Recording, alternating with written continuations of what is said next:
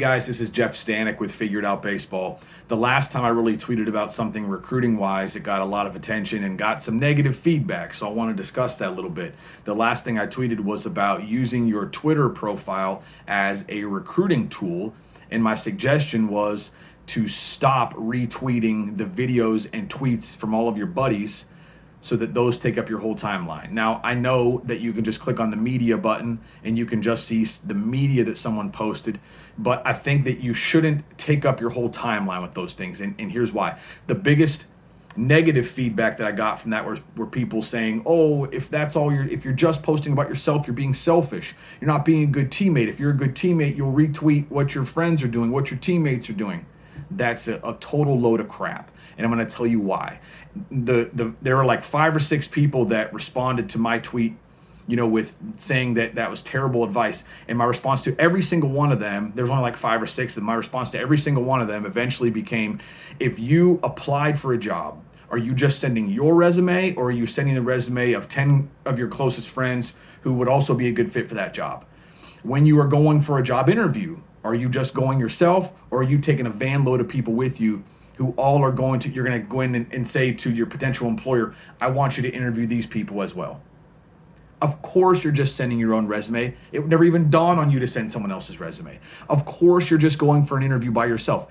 You would never even consider taking other people to an interview. So why are you suggesting that a 16, 17, 18-year-old kid send in other people's resumes with his and take other people on his job interview? That's what you're telling him to do when you're telling him to retweet someone else's tweets on their Twitter. I'm followed by quite a few high school baseball players. Very few of them have any sort of decent followings on Twitter. They're not on Twitter for the social aspect of it. Twitter is not a social platform for them. They made their Twitter account in the first place as a baseball account in 90% of scenarios. Teenagers have Snapchat, Instagram, even TikTok to be social with each other. They text each other. They don't use Twitter to be social. People my age do, but teenagers don't. So let them use their Twitter account for what they created it for. If I'm a college coach, a college recruiter, and I'm flipping, if you DM me and say you're interested in my school, and I go to your Twitter profile and I'm scrolling and 19 out of 20 videos are of teammates or friends, you just had an opportunity to grab my attention and you squandered it. That's what you did. Guys, what you should be doing on Twitter is pin your best video at the top, and hopefully that video has some measurables in it, especially if you're a pitcher. If you're a pitcher with video and it doesn't have any sort of radar gun or TrackMan data or whatever, you're only using that tweet is only half as powerful, that video is only half as powerful as it could be. Get some measurables in there if you can. You'll notice when I tweet about a pitcher, I go from the kid and I flip down to the radar gun and then back on the kid throwing and then back to the radar gun so that people can verify what I'm saying the velocity is, or at least so to help coaches differentiate between pitches. That's an important thing too. Sometimes you don't know if you just saw a two-seamer or a slider. You don't know if you just saw a cutter or a slurve or a sweeper or a slider or whatever guys call it. Radar guns can help with that.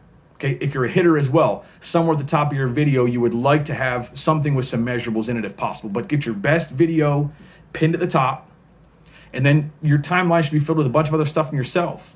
Videos of yourself doing different things that you're able to capture. If you have some highlight videos, if you were like named all conference or something like that, like all state, put that stuff in there.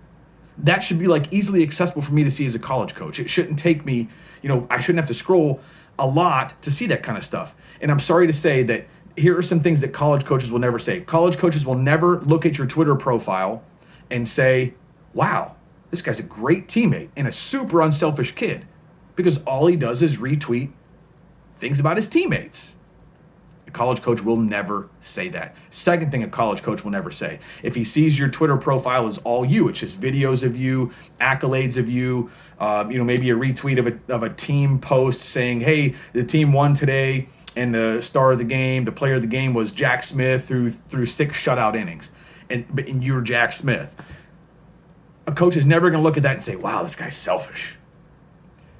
Of course, college coaches are looking for those things, but guys, they're looking for those things when they come and see you in person.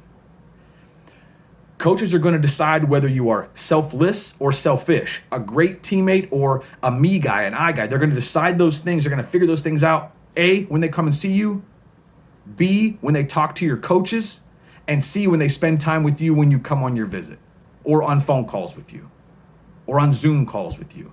That's when they figure out what kind of a human being you are. Nobody's figuring that stuff out from what they're seeing on Twitter. Don't fall for that. Your Twitter profile is a baseball resume, and use it that way. And in addition to what you have pinned and all of your tweets, should be a lot of stuff about you to make it easy for coaches to see you and kind of what you're like. You should also, in your Twitter profile, put a way for coaches to contact you directly, either an email or a phone number. You should have your grad year. You should have your position or positions. You should have your GPA. If you've taken an SAT or ACT, that stuff should be in there. And you should also put where you're from. I know you can put like a location in there. You should put where you're from, at least your state. That way, if you DM a coach and you don't say where you're from, the coach can see that really easily. He doesn't have to use context clues from, who you're playing against and like what teams you're playing and try to figure out, where you're from or Google you. Make it easy for these coaches to see this stuff by yourself. That's what your Twitter profile should be. Don't listen to the noise that you need to be a good teammate. You've got to retweet your teammates' accomplishments constantly. Celebrate your teammates in the dugout. Celebrate your teammates in a game. That's what coaches want to see. Use your Twitter profile to let coaches see who you are as a baseball player and get them interested in you, in your recruiting. Have a great day.